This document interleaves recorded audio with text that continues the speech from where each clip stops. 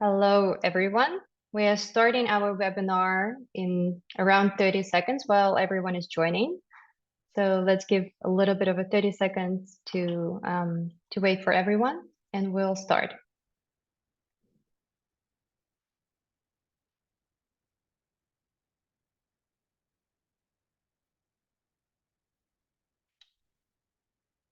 Okay, so I think we have most of the people who are in the waiting room have joined. Hello, everyone, and welcome to today's Open Nuclear Network webinar, North Korea Nuclear Path, Where Next? My name is Kseniia Pirnavskaia. I'm an engagement coordinator at ONN, and I'll be moderating today's session. Before we get into the session, I would like to briefly introduce Open Nuclear Network to you. Open Nuclear Network is an international non-governmental organization based in Vienna, and also a program of Fake Sapiens, a foundation dedicated to preventing predictable global catastrophes. At ONN, we focus specifically on monitoring, analyzing, forecasting, and engaging with the nuclear weapons risks. We use open source intelligence techniques, forecasting techniques, and other innovative methodologies to reduce the risk of nuclear conflict.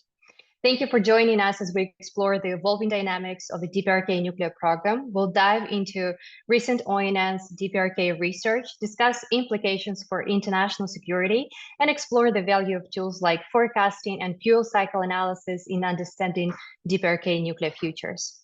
The work presented today reflects ONN's specific contributions to a broader project led by VERTIC, CNS, RUSI, and funded by Global Affairs Canada. We have an exciting session ahead. Beginning with a presentation by Sarah Laderman, Senior Analyst at Open Nuclear Network.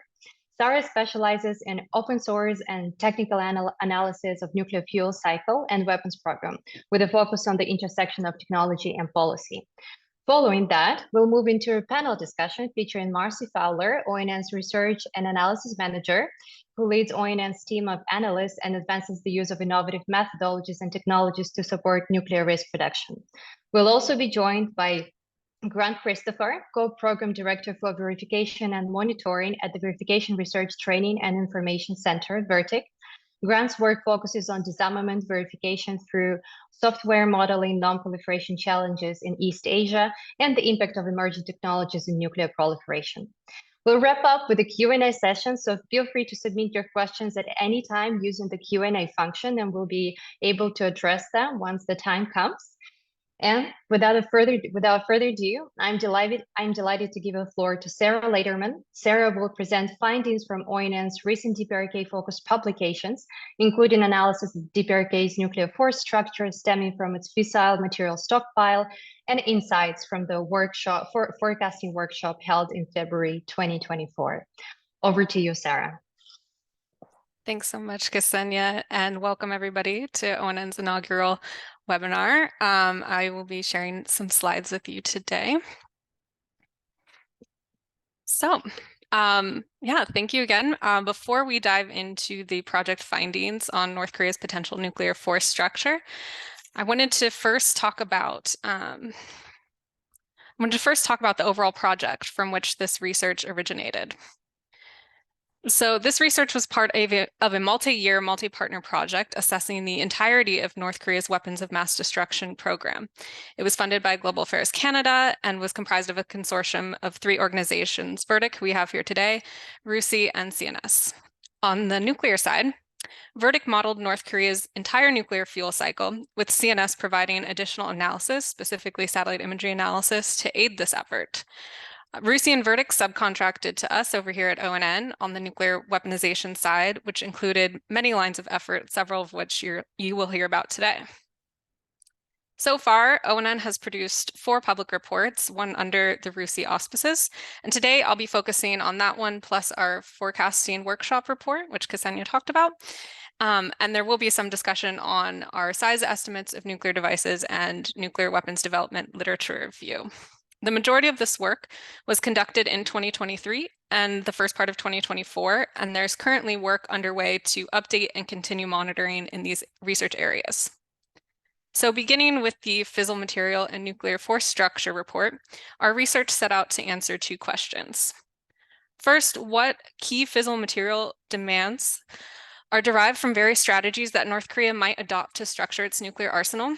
And how might North Korea's nuclear arsenal structure have been affected by fissile material constraints? By addressing both of these questions, we could look at how both demand and supply of fissile material affects North Korea's nuclear force structure. So to answer the first question on fissile material demands, we conducted extensive open source research to establish North Korea's nuclear strategy, analyzed approximately how many weapons and what types would be needed to accomplish different aspects of the country's nuclear strategy. And finally, from that, we were able to calculate the required fissile material for that nuclear strategy. So to answer the second question on the constraint or the supply side, we utilized the cumulative fissile material inventory estimates provided by VERTIC's nuclear fuel cycle model. We assessed the design and arsenal trade-offs North Korea would have to make, conducted an extensive comparison with other nuclear weapons programs, and then brought both pieces together to compare demands and constraints in order to assess how far along North Korea might be in accomplishing its nuclear strategy. So let's start with that fundamental nuclear strategy. North Korea's overall goals for its nuclear arsenal seem to be, one, to deter nuclear adversaries like the US, and two, to deter regional non-nuclear powers like South Korea, Japan, and the US conventional forces that are in the region. The state seems to want to make its arsenal more usable should it need to accomplish victory on the peninsula in a potential conflict, so it can preserve the regime. These strategies are evidenced through North Korean statements, laws, other expert analysis, and the country's rollout of weapons with smaller yields, its emphasis on battlefield nuclear capabilities, and the variety of delivery vehicles and platforms the state seems to be developing. Throughout this presentation and in the report, you'll hear terms like tactical, battlefield, and strategic nuclear weapons. These terms are seldom agreed upon by the nuclear community. However, definitions are important so we can understand what each other is actually talking about. So for the purposes of this research, we went straight to North Korean media to use their own definitions, which you can see here. So let's move on to the size of the nuclear arsenal North Korea might have and what they might want in the future. So we conducted an extensive literature review, which was published separately, on expert estimates of North Korea's nuclear arsenal size, a selection of which you can see here. These dates were chosen since 2021 was the year of North Korea's last reprocessing campaign. And at the time of publishing, July 2024 was the latest estimate we had from external experts. So as you can see, these estimates vary wildly from 10 all the way to 100, with predictions for future arsenal sizes ranging from 130 to 200. In one estimate from South Korean experts from KIDA, it was assessed that North Korea would need 100 to 300 nuclear weapons to accomplish its military objectives, a number which aligns with our own estimates, as you can see here. So we assessed that North Korea would need anything from 105 to 235 weapons to accomplish its military objectives, depending on a range of assumptions, which I'll get into throughout the presentation. So for its strategic weaponry, these long-range weapons are designed to target cities or large areas, and we estimate that North Korea could be aiming for 25 to 35 warheads. This would account for defeating US missile defense while still allowing some warheads to hit targets in the United States. This number could, of course, change due to a number of factors, including the use of evasive maneuvers against missile defenses and North Korea's level of risk tolerance. For its tactical and battlefield weaponry, we estimate North Korea would desire 80 to 200 warheads. The large range is due to the vast number of potential targets in the region and the fact that North Korea's tactical weapon, the Hwasong-31, was shown by state media on 8 different delivery systems. Now, while this may or may not be technically feasible right now, this shows at least a North Korean desire to accomplish this sort of interoperability. North Korea did not do us the favor of showing us how many warheads they would like per delivery system, but here we can try to use some comparative analysis to get to this number.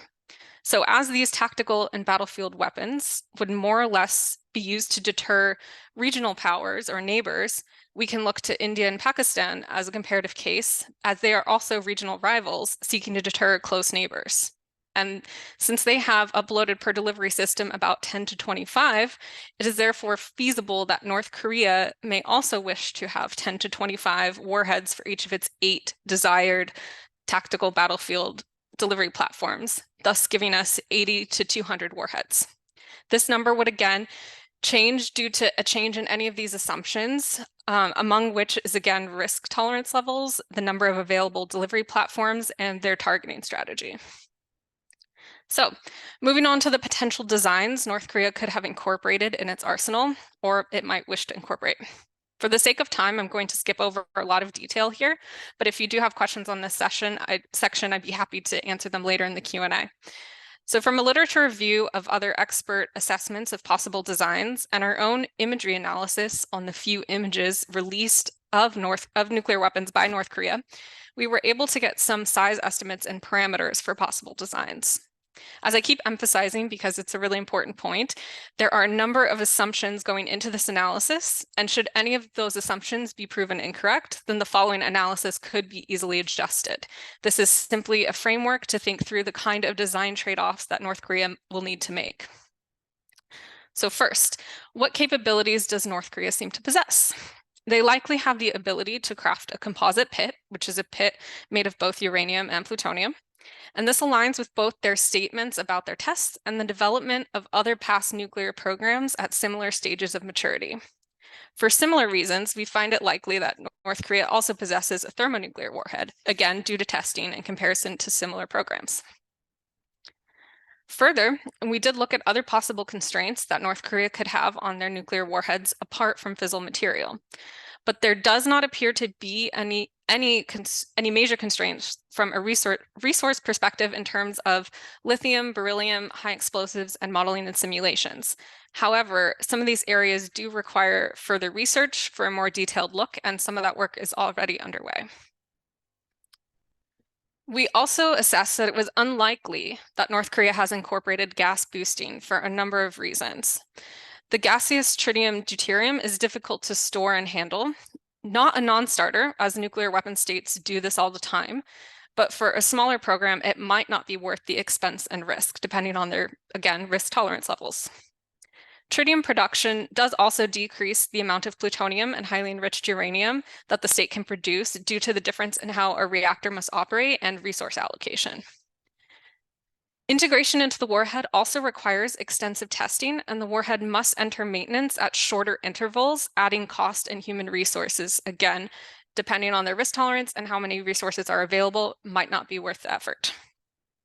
When there is a reasonable alternative like solid boosting with lithium deuteride, North Korea might opt for this less complicated option over gas boosting. However, unless we get to look inside their most sensitive equipment and data, we might not ever know the answer to this design choice definitively. So with all of these considerations and trade-offs in mind, we concluded that North Korea likely has incorporated at least two different designs into its arsenal: an implosion-based single-stage device to accomplish its tactical battlefield mission, and a two-stage thermonuclear device for its strategic mission, which likely incorporates the pit from its single-stage device.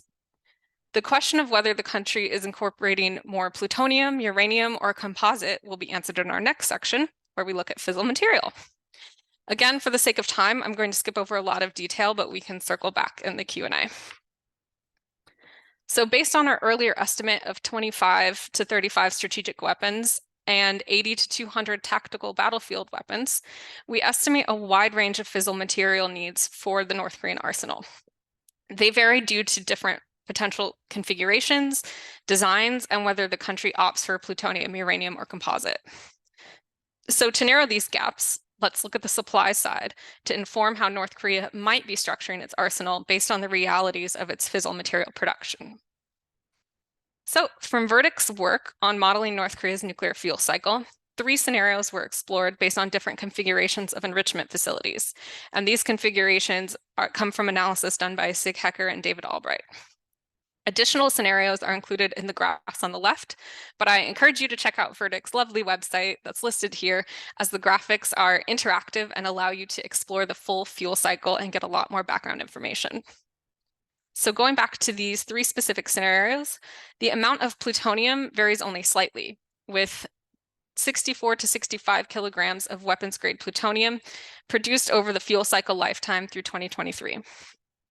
As the centrifuge facility is a large unknown to the outside world, even though we just recently saw some lovely photos, estimates still vary quite a bit for highly enriched uranium production. Here we have 868 to 2,111 kilograms stockpiled in 2023. However, this is just what is stockpiled. How much is actually available for weaponization? So here we assumed a 10% loss due to production and experimentation and keeping some material in storage for excess. Material losses from the fuel cycle are already accounted for within the VERTIC model. We additionally assessed how much material was likely lost due to testing. As I haven't mentioned my disclaimer in a while, these numbers could easily change if new information comes to light or as we gain confidence in our assessments. This is, however, a very useful framework and methodology to think through this difficult issue. So, with all these considerations, we have arrived at the possibility here on this bottom row of the table that North Korea has stockpiled and ready for use in its warheads potentially 42 to 47 kilograms of weapons-grade plutonium and 743 to 1,862 kilograms of highly enriched uranium. So now we move on to the last and most important step, which is comparing the amount of stockpiled nuclear material to the amount desired, which we discussed a few slides back. So taking everything that we've learned from North Korea's nuclear strategy to potential defense needs to nuclear material production, we assess that North Korea's strategic arsenal is likely to use both plutonium and uranium, as the country began going down the plutonium development route first when the US was its primary target of deterrence, hence the strategic mission here. Should the country have used its entire plutonium inventory and used it in conjunction with some of its uranium stockpile, we assess that North Korea could have potentially produced 21 to 23 of these warhead types, just shy of its potential 25 warhead goal. For its tactical and battlefield mission, it's more likely that North Korea has stuck to uranium, as this mission was added slightly after the strategic one, when the country had more uranium in its inventory. If this is the case, then we assess North Korea could have produced anywhere from 51 to 165 warheads, depending on the country's enrichment capabilities. This could mean that the state is either just short of its goal in this area or has exceeded it. So now that I've walked you through the analysis, what are the overarching observations and conclusions that I would like you to take away from today? First, North Korea is diversifying its nuclear force. It has much more uranium now than it did previously in order to experiment and potentially accomplish that diversification. While there are still constraints on North Korea's fissile material stockpile and production, this is primarily on the plutonium side, and the country could be nearing sufficiency for their defense goals, either now or in the near future. However, there really are a number of trade-offs North Korea could be making that would greatly affect these warhead numbers, which is why this framework can and should be adjusted to account for different assumptions and quantitative outputs. This aspect will be explored in just a bit in the next section of my presentation. But first, I wanted to discuss the areas we see as beneficial for further research. We need additional information on the industrial landscape in North Korea as it relates to weaponization and the nuclear fuel cycle. Additionally, greater attention must be paid to the interaction between nuclear warhead and delivery system development. They should not be taken in a vacuum from each other. It would also be beneficial to explore how the nuclear program would change based on different levels and types of external assistance should they be provided. And finally, a full historical analysis of North Korea's program using this analytical methodology could provide greater detail and clarity for the future, which leads me to the next part of my talk, a discussion on the future of North Korea's nuclear program, which was conducted following this analysis that I just talked about. So the future of the program was explored in a workshop that was held in February 2024, as Kseniia mentioned, so it was just over a year ago. ONN, together with VERTIC and CNS, hosted a conference to craft potential future scenarios for the North Korean nuclear program. For the workshop, we convened participants from both technical and policy fields, some with North Korea's specific expertise and others without regional focus, to help cover the wide range of topics we wanted to explore. So first we focused on expert elicitation. We began with having each participant present on their area of expertise with plenty of opportunity for discussion and questions in order to gain a common understanding of the current state of affairs in North Korea. We then brainstormed on the nuclear program's potential objectives and future drivers that could change those objectives, which could then cause North Korea in turn to restructure its nuclear program. For the forecasting portion, we brought in the SWIFT Center, who guided participants through forecasting calibration techniques and incorporated the Delphi method, which allows participants to provide forecasts, then encourages discussion of assumptions and thought processes for each result, before finally having participants update their forecasts based on this discussion. The theory here is that a group of people can arrive at an answer better than an individual, especially after an informed discussion. So from prior discussions with SWIFT, the objectives that were brainstormed, the drivers of change, a set of forecasting questions was created. So the baseline question was based on how many nuclear weapons each participant forecasted would be in North Korea's arsenal in February 2029, which was 5 years away from the workshop date. Each subsequent conditional question, which we'll get into later, was assessed to see if true, how it would affect that baseline forecast. So in other words, would North Korea have more or fewer weapons in February 2029 than the baseline forecast, should that condition turn out to be true? So as I mentioned before, some of the forecast questions were indeed pre-decided and were based on issues brought up from day one of the workshop, but most were actually participant generated during the course of the forecasting exercise. And they were informed by the discussions from each result of the previous questions. And the participants then could engage in a selection process where they suggested and voted on sub-questions, which thereby prioritized topics that the group thought were most critical to explore. So I'm conscious of time, so I'm going to go through rather quickly in order to get to the forecasting questions themselves. So from the expert elicitation, a number of potential objectives were identified, with the primary ones listed here. First, the nuclear program appears to be primarily defensive with growing offensive capabilities. Second, there seems to be a trend of developing capabilities first, then finding a mission for them. So in other words, the program's development does not necessarily seem to be mission-driven, at least all the time. And finally, the nuclear weapons program brings a sense of domestic pride and aims to elevate North Korea's international prestige. Next, we explored quite a few potential drivers that, should they materialize, could cause North Korea to shift the direction of its nuclear program. There were quite a few, and I tried to encourage out-of-the-box thinking, which led to some ideas like alien attacks or an Asian Eurovision-like contest that North Korea helps develop. But here are the ones that are actually most likely and could potentially drive change. So this includes more typical things like leadership changes, regime collapse, alliances shifting both positively and negatively, nuclear accidents, which could cause increased international pressure on the state, a famine or pandemic affecting the economy, which in and of itself would also shift the program. And should North Korea greatly develop its conventional military or its neighbors increase their conventional military capabilities, that could shift the emphasis either towards or away from nuclear weapons. And as we're seeing more of now, and I'm sure the panelists will get into later, recognition of North Korea as a nuclear state. So from these topic areas and the broader discussion, we began the forecasting portion of the workshop. So as I mentioned before, we began with the baseline question: how many nuclear weapons will be in North Korea's arsenal in February 2029, or 5 years in the future from the workshop? The participants forecasted numbers ranging all the way from 65 to 215. And although these numbers are not as significant as how the conditional questions would actually change that baseline range. So we wanted to get a number up there so then we could see the percentage change. During discussions, participants were quite interested in the experimental light water reactor, or ELWR, at Yongbyon as its primary purpose. Either electricity generation or weapons-grade plutonium production could be a deciding factor in weapons production, especially miniaturized weapons production, over the next several years.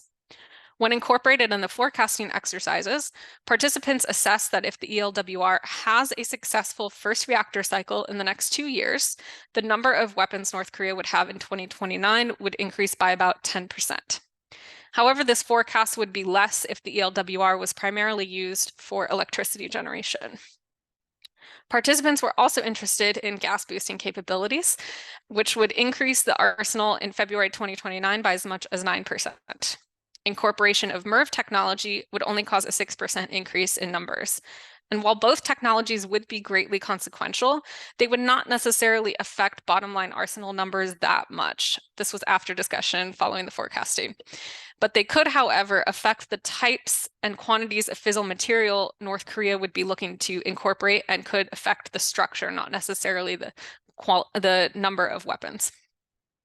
The other major area of discussion was around external influence, namely cooperation with Russia and the US elections, which had not yet occurred at the time of this workshop.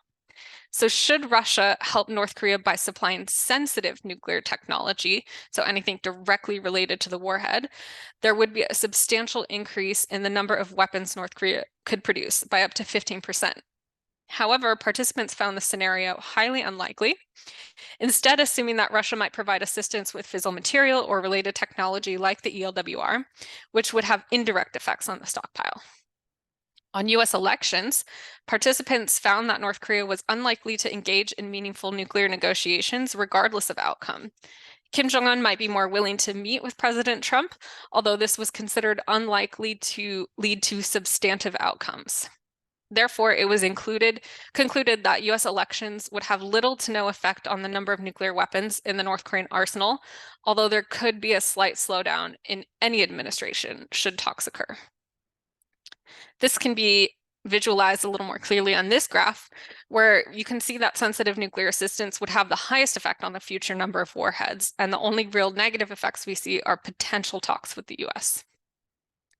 So, what are the consequences of these forecasts, both overall and for any future negotiations? So for any potential future verification or safeguards agreement, North Korea is unlikely to accept comprehensive measures to verify or safeguard its nuclear program. Further issues could arise from data limitations, either they limit access or there are gaps in North Korea's own records. This means that the international community must really prioritize what is most critical about North Korea's nuclear program, because we can't have it all. So this helps not only in the future for any potential talk or agreement, but now we can actually prioritize our analytical resources in monitoring and analyzing the state for those areas deemed most critical, like the ELWR or potentially tritium production. So now onto my final slide. I promise I'm almost done talking. This is what we can take away from the forecasting exercise. First, we can see that the nuclear program might not necessarily adhere to accomplishing defense objectives, but rather be focused on developing capabilities for the sake of developing capabilities. And second, while there are many things that could affect the future direction of the program, each individual driver might only change the arsenal at the margin. It could be the accumulation of drivers that make big impacts. Next, we do need to spend some time researching those items that were forecasted on, both to see if the forecasts were accurate and also to better understand the program in general. Good news, like I said, ONN and VERTIC are currently actively conducting a lot of this research. Finally, the forecasting methodology really allowed everybody, participants and organizers alike, to think about the problem from different angles and question their own assumptions and baseline knowledge. So, from the entirety of the project research and the workshop, we are now able to better understand North Korea's nuclear program, its different potential futures for the program, and their consequences. So I promised I was done with that. I want to thank everybody for their patience and turn it back to Kseniia. Thank you, Sarah.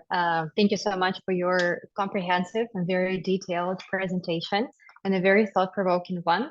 Before we transition to the moderated discussion, I would like to remind everyone that you have an opportunity to ask a question to our panelists, to Sarah, so please use the Q&A function for that. So now I'm delighted to transition to our moderated discussion together with Marcy and Grant, where we'll dig deeper into the implications of this research and some of the things that Sarah already had mentioned before. So Marcy and Grant, why do you think this project, and why now? What prompted VERTIC and ONN to undertake this research at this moment, and what are the broader implications of these findings for international security and non-proliferation and nuclear waste reduction? Marcy, let's start with you. Great, thank you so much. I think for ONN, why this was important now is because DPRK's nuclear program has developed a level of maturity in that it, as Sarah discussed, it may be reaching its efficiency in fissile material. It may have reached some of its aims. At the same time, the level of interest in the public and in the expert community has waned, as it is not the new development any longer. And so there seems to be a dimming spotlight on this situation. So together with, the reaching a certain level of maturity, a dimming spotlight, it's really time to continue to do analysis and to apply new methodologies, try to do with some of the limited amount of data that we have, apply different and new methodologies to extract new insights. Because ultimately, even though we don't see an upcoming window of opportunity, if a window of opportunity were to come for negotiation, for any sort of arms control, we will, as the community, have to be ready to go. And so we need to continue to analyze this important issue so that when an opportunity does come to be, we are all ready to take advantage of that opportunity. Thank you, Marcy. Grant? Thank you. Yeah, it's incredibly difficult to follow such a good presentation from Sarah. So interesting. And just to add to Marcy's answer, we haven't had on the ground inspections in North Korea for a long time now, around 2008, really. There've been some walk and talks where information were given to US experts, but we are basically limited to remote monitoring. The development of satellite imagery use by NGOs and the expansion of constellations really enables this kind of work. So coupled with media monitoring and then some other sources that North Korea has, we're able to do quite a lot of analysis and work on the North Korean nuclear program that has real value. Thank you both. Thank you for also addressing the question, why this research and why now and why it is important. And now let's dig deeper into the methodological aspect of this work as well. How did forecasting methodologies contribute to your analysis? What unique insights they uncover about the DPRK nuclear trajectory, and why are these methods particularly useful for examining a complex issue like North Korean nuclear program? Marcy. Great. So, I mentioned the idea of using new techniques and new methodologies, and that's really what Open Nuclear Network is all about, is trying to find new ways to look at new data, but also to look at old data, because you can extract new insights and actually respond to things more effectively. So that is what we're doing with using forecasting methodologies. So as Sarah mentioned, it's not just one methodology either. There are different types of forecasting methodologies. So in this workshop, we worked with exploring drivers. We did expert elicitation. We did structured forecasting, the Delphi method. So we really tried to dig into the particular question. I'll say at Open Nuclear Network, we have used forecasting techniques in other areas as well. We've tried to understand crisis escalation, for example, in the application of disinformation in crisis escalation. So these are areas of potential risk reduction. So we're really trying to attack these questions, either new questions or old, with new capabilities and new techniques. That's what we were really trying to do. And in this particular question and in this workshop, for me, I got a much clearer insight. My big takeaway in this coming out of the workshop was I got a clearer understanding of the real, the independence of the DPRK's nuclear program and the trajectory and the direction it's going, in that it's really internally driven, and the external inputs aren't as important to the ultimate program direction. And I don't think that I would have actually come to that assessment had I just used the same old techniques. Yeah, thank you, Marcy. And Grant, what do you think about forecasting methodologies, especially in relation to this specific research area? So if we want to understand what the DPRK has done up to this point, or any other nuclear program, we rely on the sources available, so open sources to us.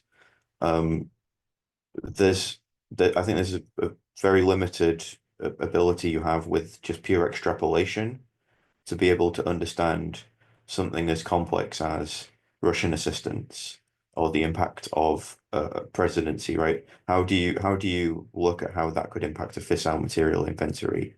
So by bringing a really diverse group of experts together, covering the political and the technical, regional and generalists, you can have a debate in the room about what these mean. And with forecasting, it isn't the most eloquent argument that wins, or the biggest personality in the room. It's the board and the voting. So there's a level of objectivity to doing this, that I think was really helpful and was able to deliver those insights that I agree with completely with Marcy. The value of having those people in those discussions, but then also seeing the numbers in black and white in front of you on the board.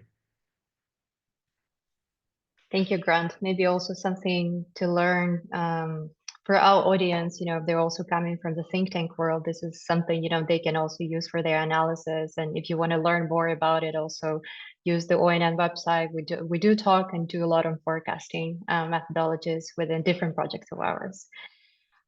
So with the next question, I really want to dig into the political aspect of the forecasting exercise. And Sarah already touched up on those questions, but I wanted to hear your opinion on those issues. And the first one, of course, the big elephant in the room. One of the key findings from the forecasting workshop was that the outcome of the US presidential elections, whether Republican or Democrat, would have little impact on the trajectory of the DPRK's nuclear arsenal, as also Sarah was saying. Why do you think that is? And do you believe that this assessment still holds today, seeing all the developments and the dynamic in the geopolitics? Grant, let's start with you this time. Oh, you caught me off guard there. So personally, when going into the workshop, I thought this was going to be one of the most impactful kind of questions, right? We didn't necessarily know the questions that were going to make it into forecasting, but I think this was kind of on everyone's list. I really thought this would have a big impact, and our experts said no. I think Marcy can attest to. I think I've been quite accurate on the Trump administration and the kinds of maybe wilder things that they might do. And I said, I think they will do this in private conversations. So, we're not naive as to the degree of change that maybe is offered by this administration. So our experts really said North Korea put itself in a position it really opened itself up for negotiations last time, and they were burned, and they're not interested in doing that again. Comments like or statements such as the DPRK program is now irreversible, like they're not going to give it up for any reason. And what leverage does the US have? It threatened a war of extermination essentially last time. Now it has much closer ties with Russia, and China is 8 years on, or 6 to 8 years on from where it was previously in terms of economic power and military power. So I think it's a really, really interesting one. Now, I think the Trump administration has surprised a lot of people. So I would be quite fascinated to go back to some of our participants and ask them, do you still think this? Or are you so surprised by what they've done that you think there would be, you'd like to revise what you said about the nuclear program? But yeah, I do think this was a real surprise coming out of the workshop. Thank you, Grant. Marcy, would love to hear your thoughts as well on this. Yeah, I was absolutely with Grant. I really thought this was going to be one of the larger impact questions. And I do love being proven wrong, because you learn. And coming out of this workshop, I really learned a lot more of why my initial assessment of this issue was probably not accurate. So really, as I said, what I came away with is understanding that it is in many ways self-directed. DPRK is in its trajectory of its nuclear arsenal. I mean, we'll look back at, the US administrations that have tried negotiations. They've been very different from going back 20 years. Clinton administration is very wildly different from Bush to Obama to Trump. They're all very different, but what they have not been able to do commonly is to actually get any serious reductions. And so applying the situation of where we are now, do we see anything that's really fundamentally changed? No. We see some marginal changes on the Korean Peninsula, but the strategic situation is still the same. And so I think that it would have really little impact, even if they were to be, able to start negotiations. Ultimately, the incentives for North Korea are the same as they were before. So I feel like I've learned that thanks to this workshop. Thank you, Marcy. And building on your idea, on what you mentioned, about the potential negotiations if they ever happen, I guess if they were to resume, let's say another Trump-Kim summit or in some other forum, depending on what's relevant or what's not, how could this research, that Sarah presented today, help to shape the expectations or define at least what's realistically on the table? Given that denuclearization may not be achievable in the near term, what role could verification, transparency, or containment measures play in this regard? Grant, let's start with you as well. Yeah, I think this is really difficult because I think a lot of people on the call are going to be very knowledgeable about this, but I'll almost describe this as the personal views of senior figures within the administration shape this policy. And I don't really understand some of the decisions they've made in the past and what they'd be willing to accept. So they really wanted a complete deal last time. And while there have been people following statements and what exactly who has said what, there doesn't seem to have been a broad departure from that yet. I think that probably represents that the administration has been hyperactively pursuing other objectives, but North Korea hasn't really started yet. As a new round of how they're preparing for negotiations or how they're seeking to what leverage they're seeking and what objectives they have. So I don't really know yet what they want and how they would pursue it and what they would consider to be a reasonable outcome. If it is again a policy of complete irreversible disarmament, they're fantasists. It's not going to happen. Okay, thank you, Grant. And Marcy? Yeah, I'll just jump off of that because I'm in quite a bit of agreement there. I think that starting any negotiations with a realistic baseline would be really important. And as Grant said, CVID is not realistic at this point. The arsenal has been enshrined in the Constitution, and it's not something that's on the negotiating table right now. So I think that's important to understand because there can be steps that can be taken to reduce nuclear risk and to increase overall international security. But if you start at the wrong baseline, you're never going to make moves forward. So I think that pragmatic risk reduction, limits on expansion would be areas of potential conversation. Would be important for the negotiators to actually consider and understand the internal drivers that are really, really important. I also think with the question of how can this contribute, I think there's also something that's important for the public and for the media to understand. What we found was that because this is such an integral part of DPRK at this point, any concessions that they're willing to offer in negotiations are very likely to be something that's not that important to them anyway. And so I would just say the public and the media and analysts should be very critical of anything that is offered up or any proclaimed victories. Really analyze that closely because because it is it's important to actually understand what is being offered as well. So I hope that this can contribute both to, the knowledge can contribute to the negotiations and strengthening those, and also the public's understanding of those and reacting appropriately to anything that that does go forward. Mm-hmm. Thank you, Marcy.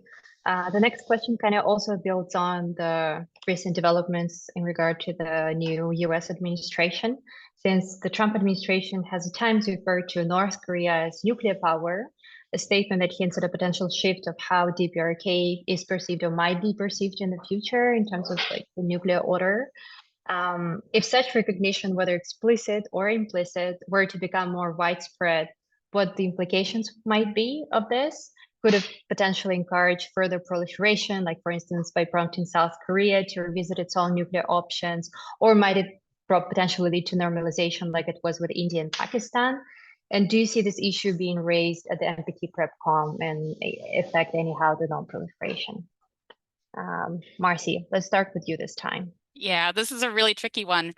So there is no ability for North Korea to become a nuclear weapon state under the NPT. Definitionally, it's not going to be possible. So these declarations are a bit confusing, and they're also a bit inaccurate. So what implications could there be? There could be really big implications in the way that the US would act. This declaration isn't meaningful in and of itself.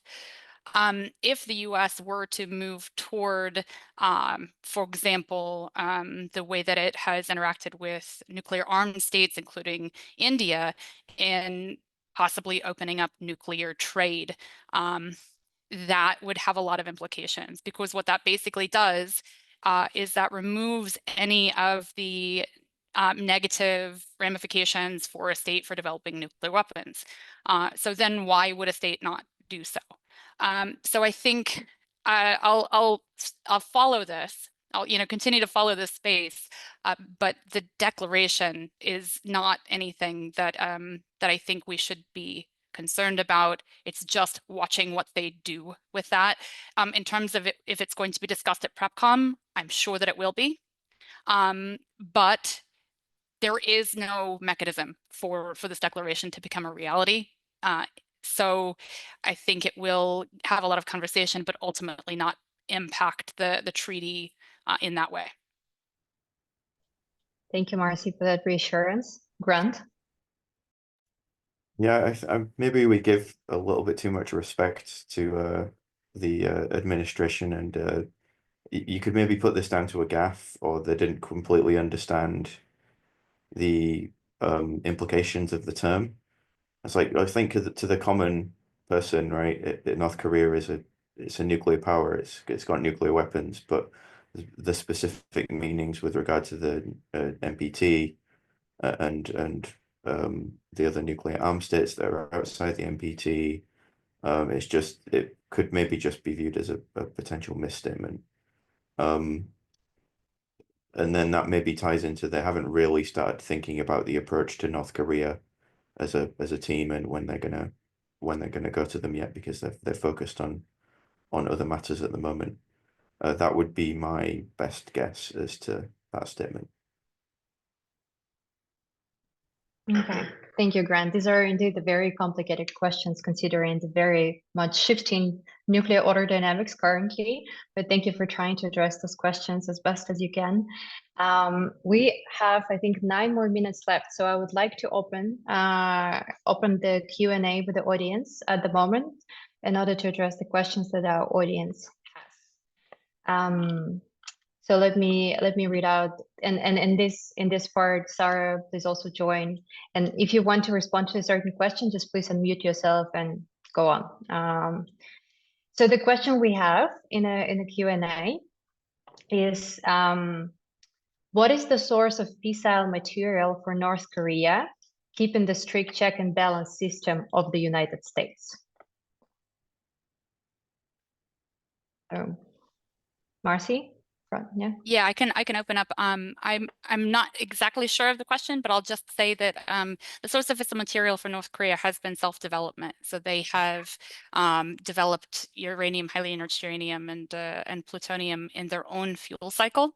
There has been some possible international assistance, but they do have actually their own materials.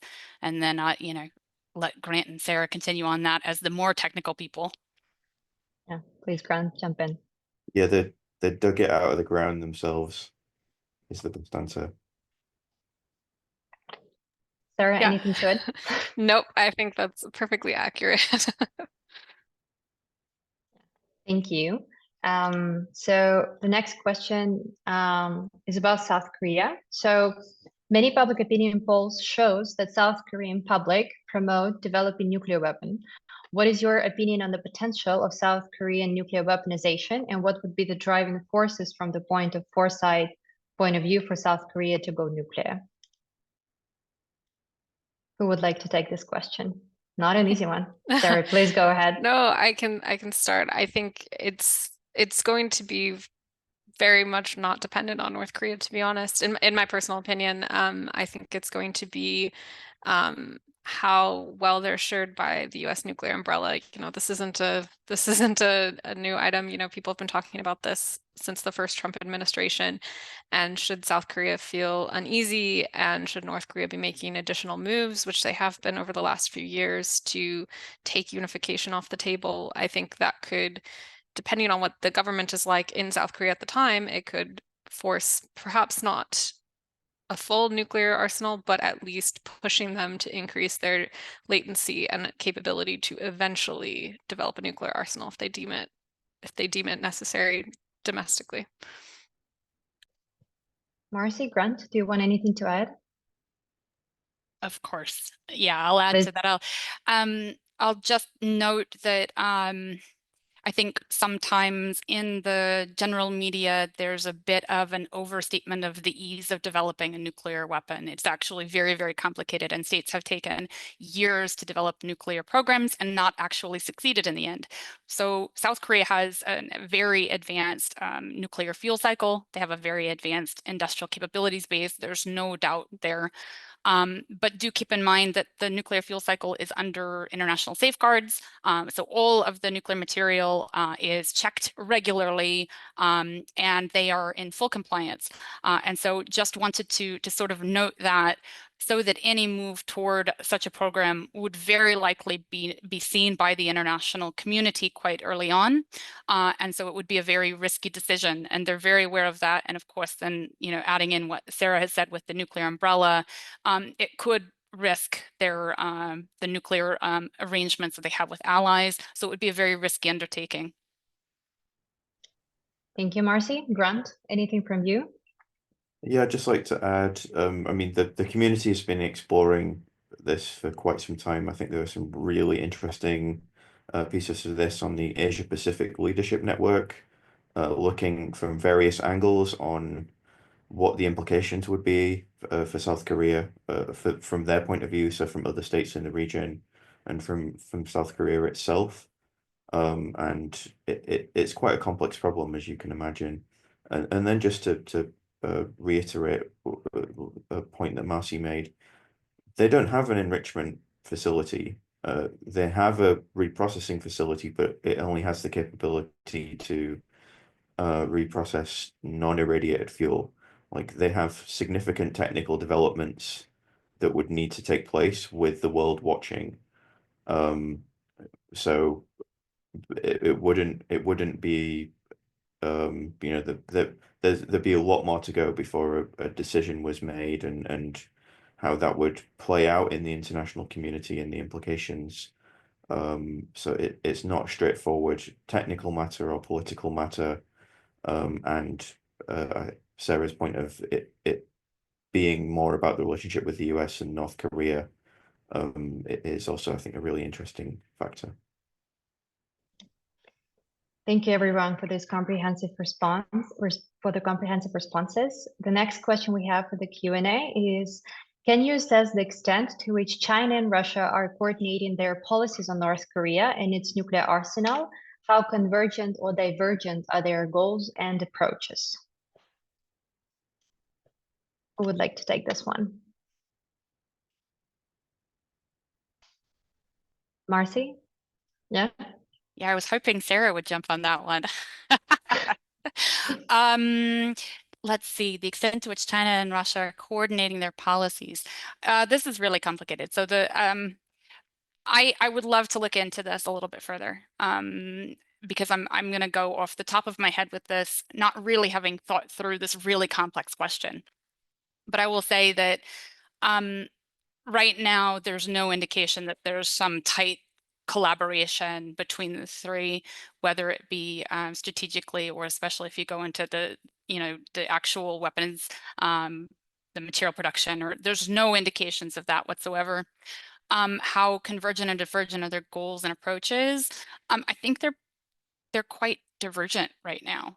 You have seen China be quite frustrated with Russia's actions over the past few years. It seems to me that both Russia and China would like to not have to deal with strategic instability on the Korean Peninsula, as that would be something that would not suit their needs or further their goals in any way. So I think I don't see that there's a strict coordination in any way, and I do think that is sometimes overplayed. I certainly don't think they're strictly coordinating. So I think that anyone who is saying that, I would encourage like looking into it a lot further. Thank you, Marcy. Grant, Sarah, do you want to add anything? Yeah, I'll just add a little bit because I agree, and this is why I let Marcy take the question first, because it's a very complicated one. But I think that one interesting thing to look at is not just necessarily North Korea specifically, but I'm kind of taking a more historical look at things. And if you look at the history of like Sino-Soviet ties and relations, and even modern day Russia and China relations, I think any coordination on this topic is going to follow those lines very carefully. So I think you have to assess the overall ties between the two countries in order to get at whether they're going to approach North Korea in the right way. I think the one place where they could be convergent is North Korea is a nice distraction for the US and for a lot of the other world. And I think it could be a good buffer for them. And it's a good distraction from their own policies. I'm not saying that's necessarily their primary goal, but I think it's a nice added bonus to their approach. But I think their approaches are very different. Thank you, Sarah. Grant, anything to add before we close? I do not. Okay, great. So in the interest of time, and I'm aware that we're already at an hour, I would like to give the last opportunity, and we do have more questions in the Q&A, but potentially we can address them in the next webinar. So please do stay tuned for our future advertisements of webinars on this topic or other topics. Before we close, I would like to give a brief opportunity to all the panelists to say just their final remarks before we close today's session. Marcy, do you want to start? I just want to thank all of our project partners, thank Global Affairs Canada, thank VERTIC, RUSI, CNS. It has been the product of a fantastic collaboration. And as you have already heard, continue to watch this space, because a lot of the research that we have identified as necessary to fill in our knowledge, we're already working on. So I hope to see you at our next webinar. Thank you, Marcy. Grant? Yeah, everyone strap in. It's going to be a wild few years. That is an amazing final remark. And Sarah? I don't know how to follow that up now. No, I just want to thank everybody for joining. This is our first time, and it's been a really beneficial experience to be able to share our research with everyone. And again, just to reiterate, we'll be doing a lot of research. We're going to be buckling up and researching stuff as things get rockier over the next few years.